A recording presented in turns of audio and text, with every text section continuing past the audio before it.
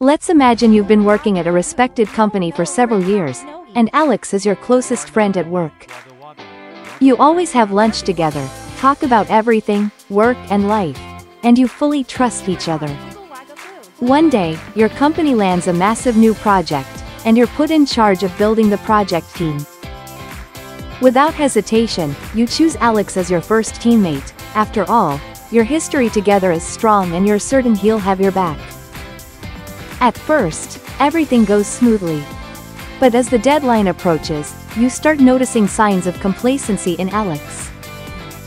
He delays tasks, shows up late to meetings, and sometimes shifts responsibilities to others. Meanwhile, there's Michael, a colleague who's always been a rival, and with whom you've had your share of disagreements. Surprisingly, Michael steps up.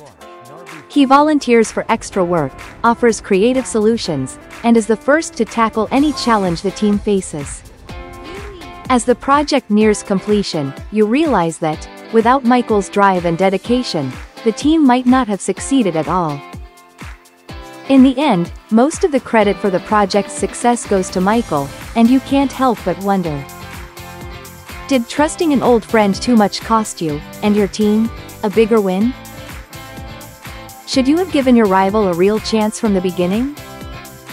But what lesson does this experience really teach us? This is exactly what Robert Greene describes in the second law of his book, The 48 Laws of Power. Never put too much trust in friends, learn how to use enemies. In every part of life, at work, in your family, among friends, or in the wider community, close relationships bring trust and comfort. It's easy to rely on people you know well, sometimes overlooking their weaknesses or expecting too much based on the past.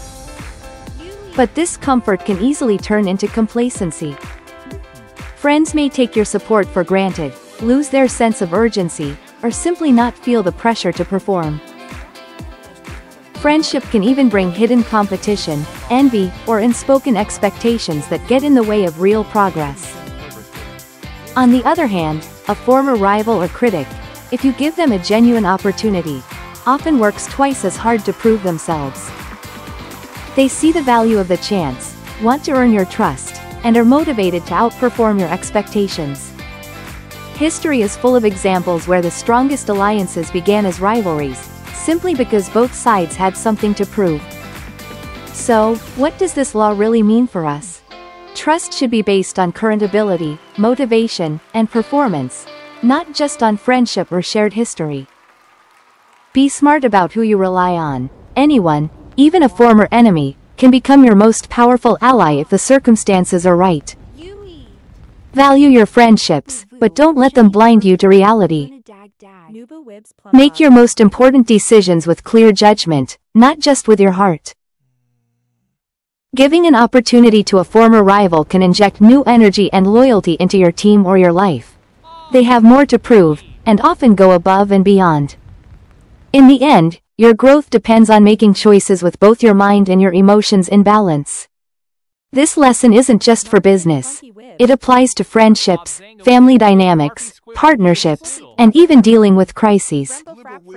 Ask yourself, who really has the drive and skills to help you succeed? Not just who's been around the longest? As Robert Greene says, sometimes, an old enemy can become your most loyal friend, if you give them the chance to prove themselves. Have you ever trusted a friend too much and regretted it? Or had a rival turn out to be your greatest supporter? Share your story in the comments below. And if you want to hear more real-life lessons from the 48 Laws of Power, like this video and subscribe for more. Know the game. Play it right. That's power.